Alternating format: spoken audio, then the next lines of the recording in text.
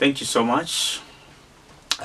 Welcome to this session. We are going to have a wonderful time, and I believe each and every one of us is going to be blessed with these teachings of today. I thank God for each and every one of you who has chosen to listen to this, and I welcome you as we begin. We are going to talk about Esther in the Bible. Many of you may not know who Esther was. There's a book in the Bible that is recorded and it was written by Esther himself. The mystery about the book is all about that the name of God is never mentioned anywhere. Meaning that the book of Esther was written in when the children or the Jews were in exile and God was nowhere in the picture. But still God was still working with the Jews. And today we want to see the life of Esther, being a slave girl who was taken to captivity with his uncle Mordecai. And they went there, but the blessings of the Lord was upon them. And Mordecai was the uncle who lived with Esther, who was an orphan, until sometimes back, or some days when Esther was nominated to become the queen in a very powerful nation of Persia. So as he was the queen in that land, there came a problem, because the enemy will always seek to destroy those who wants to do the will of God. Now all the Jews were to be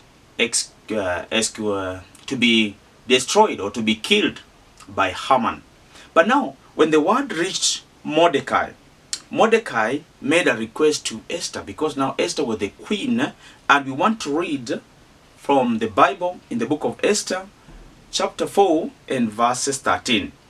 And I read, "Then Mordecai commanded to answer Esther, think not with thyself that thou shalt escape in the king's house more than all the Jews." Mordecai is reminding Esther, don't think that because you're the queen in the king's house or in the palace, you're going to escape. You have a duty and you have a role to play as the queen to save all the Jews who are now in trouble. And these also are tell each and every one of us. Just for most of us who are born again, don't think just because you're born again, you're safe. You have a role to play. It is not how you are saved, it is what you are saved to do. You are not in the kingdom just to be there or to enjoy the goodies of the kingdom. You are not just saved to enjoy the blessings and the miracles, but you are there for an assignment. And Esther is now reminded by Mordecai that don't think now because you are the queen and you are in the house of the king or in the palace, you are going to escape. Verse 14.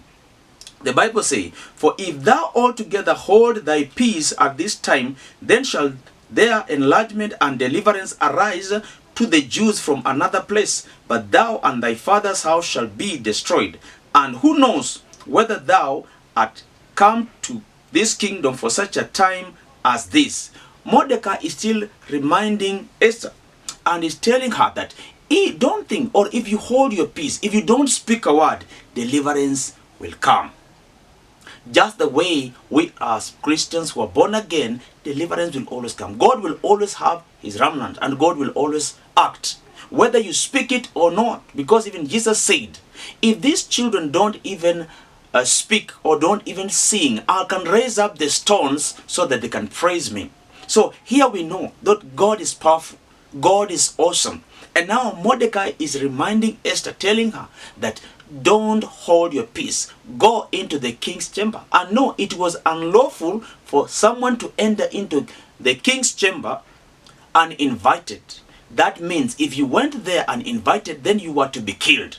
But now Esther is going to make a crucial move to go into the king's chamber. And Esther bade, in verse 15, the Bible says, "And Esther bade them return to Mordecai this answer, Go gather together all the Jews that are present in Shushan, and fast for me, and neither eat nor drink 3 days, night or day. I also and my maiden will fast likewise, and And so will I go in the king, which is not according to the law, and if I perish, I perish. Now Esther is making a move. She's saying now, I will go. But before I go, I need to pray. There is power in prayer. All of us need to understand that there's power in prayer. She understood there's nothing else that I can do. Go fast, because it was a tradition for the Jews when they were having a problem so they can fast. And they fasted for 3 days. It was now a national problem, a national issue, because if they did not do that, then the enemy would have destroyed them, because the king had signed a decree that all the Jews, wherever they were to be killed. But now here Esther is going to make a move and tell that I am commanding you, go together, gather all the Jews and tell them to fast for me as I'm going to make this move. And now Esther made that move and went. And now here they are going to make a very crucial move. When Esther and his maiden fasted, God heard their prayer. And here the Jews and all the Mordecai and the Jews also fasted on the other side. Now I want also to encourage each and every one of us. We need to pray whenever we are faced with problems. We need to pray. We need to call upon the name of our God, because that's the assignment that we have been given. Esther she is now enjoying the goodies. She is now in the king's palace. She is now the queen of a powerful nation. But here does not make her not to pray. That does not nullify the power of prayer.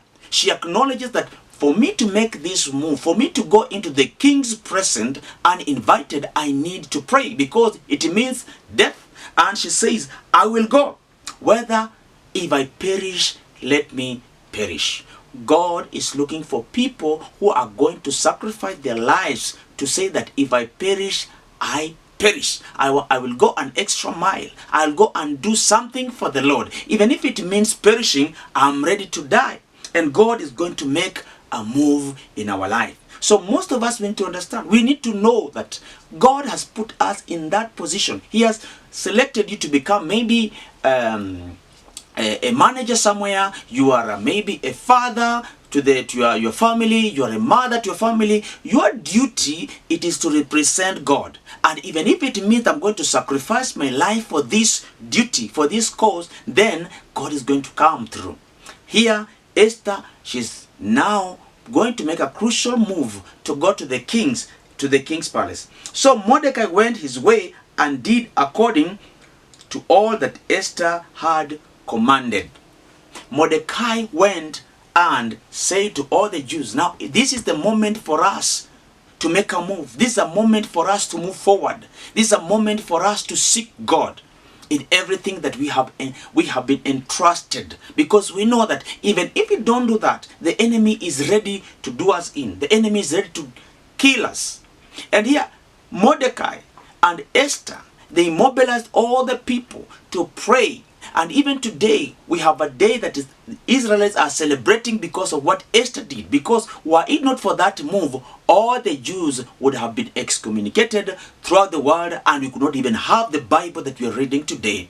We could not have that word that is helping us to understand ourselves, to discover ourselves and recover our birthright. This is a lady who was put in that position for a specific reason. And even you, even me, I've been put in that position for a specific reason.